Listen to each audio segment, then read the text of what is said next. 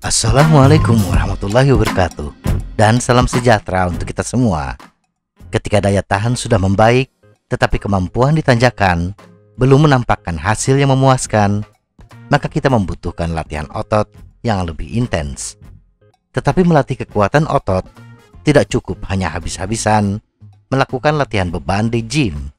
Penambahan otot atau hypertrophy tidak sesederhana itu, dan perlu kita ketahui, tidak ada rekomendasi satu jenis latihan yang bisa menangani semua permasalahan pertumbuhan otot. Pertumbuhan otot tergantung pada banyak hal, seperti genetika, jenis pelatihan, pelatihan bertahun-tahun, dan bagaimana kita merespon pelatihan. Semua berkontribusi pada jumlah otot yang dapat kita hasilkan.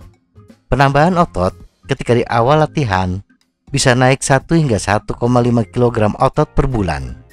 Tetapi bila kita sudah lama melakukan latihan beban, kenaikan otot mungkin hanya bisa 1 kg per tahun.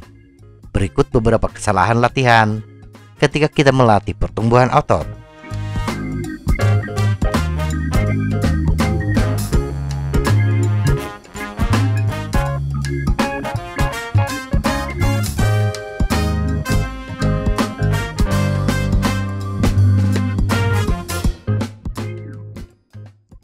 Pengulangan yang sama.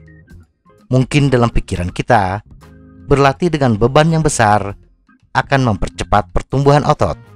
Tetapi sejumlah penelitian menunjukkan bahwa melakukan latihan selang-seling antara beban yang berat dengan beban yang lebih ringan menghasilkan peningkatan massa otot yang mirip bila kita berlatih dengan beban yang lebih berat. Jika kita berlatih terlalu berat sepanjang waktu, akan berdampak negatif pada persendian dan struktur jaringan lunak lainnya.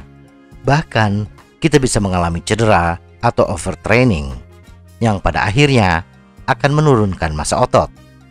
Melakukan latihan beban yang lebih ringan, misalnya dalam rentang 15 hingga 20 repetisi, membuat kita terhindar dari permasalahan tersebut, dan pastinya akan meningkatkan pemulihan. Latihan yang ringan dan terjadinya pemulihan tentu saja memberikan efek positif pada pertumbuhan otot. Tidak cukup latihan keras. Demikian juga bila intensitas latihan kita terlalu rendah, tidak akan menghasilkan pertumbuhan massa otot yang signifikan. Tubuh tidak tertantang untuk menghadapi beban yang lebih berat, sehingga otot pun tidak memiliki alasan untuk terus tumbuh. Logikanya sederhana. Kenapa harus meningkatkan kemampuan otot bila yang ada saat ini sudah bisa mengatasi beban yang dihadapi? Dengan kata lain, kita harus menantangnya melampaui kapasitasnya saat ini.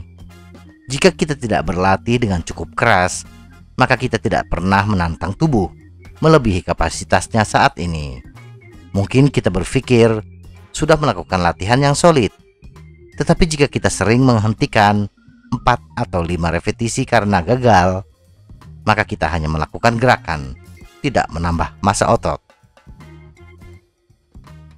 Latihan terlalu keras.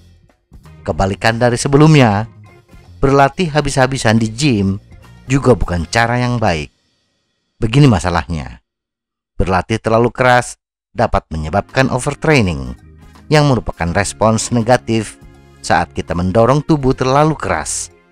Meskipun tubuh sangat adaptif, pada titik tertentu tubuh akan mencapai ambang batas dan jam latihan yang kita lakukan menjadi kontraproduktif yang memicu kemacetan atau penurunan massa otot.